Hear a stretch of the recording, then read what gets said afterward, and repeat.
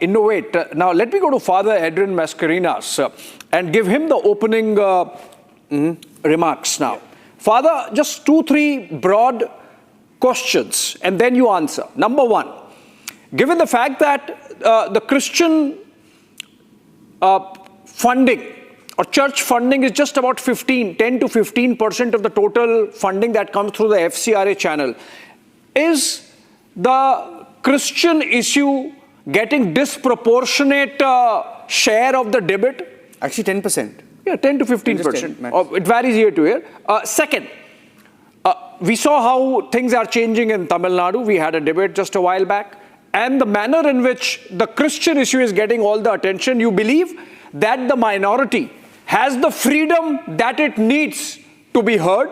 And three, whatever outreach that has been made by the government with the Home Minister himself meeting Christian delegations twice in the last 1 month, you think the government is open to the idea of listening to you, and hence it's a good beginning?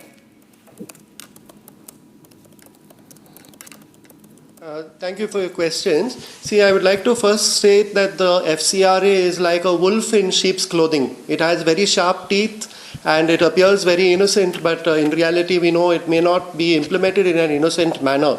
We have seen some Christian organizations being targeted and silenced, including organizations that tried to expose the human rights abuses in Manipur recently, and also various other human rights violations. So they are silenced precisely through use or misuse or abuse of FCRA provisions. But then what happened was the government realized that they can stop the FCRA, but they can't stop the work being done by the organizations. And so they have introduced new provisions now to stop the work by confiscating the assets of the institution and by totally halting the work by saying that if we don't renew your license, that means you forfeit all that has been built up by FCRA also. And so it is giving some extremely sharp teeth to the government, which can certainly be misused to target different agencies.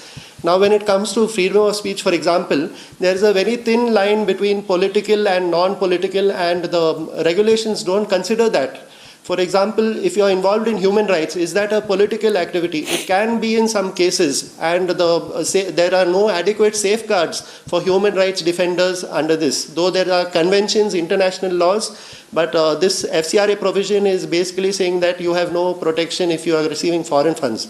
Now, one more important point. I want to fact check Father, but Father can... confiscation of assets, there is no proportionate penalty. For example, if I have made a minor violation or a major violation, either way I can lose my whole institution with its assets or something like that. There's no provision for some small penalty. Okay, you have filed your report late, so maybe you pay a fine, and those provisions are not there. But rather, whatever the violation, you're going to lose your entire institution. Is that fair? And lastly, the question of whether it targets minorities, maybe you said 10 or 15% are Christians. We are finding that it does, and that is not so much because of the wording of the law, but rather because of the way in which the law has been implemented in recent years. Now, just now following your YouTube chat on the side, beside the YouTube channel, the chat is popping up. There are so many instances of hate speech against Christians which are coming on your own YouTube channel on the side. And these are increasing, they are entering the public domain, they are entering the public discourse. And it's partly because of the anti-conversion laws and things like that, where people are demonizing the minorities and making us like some kind of monsters when we are trying to serve society, we are promoting education, healthcare and all. These are not being recognized. Now we'll be losing our institutions and all based on this. You mentioned one more point about the Home Minister. Certainly his assurances have some value, but he only said that there is no retrospective effect. He did not say that there is no future effect of these laws, and so therefore we have to take his words with caution. Thank you.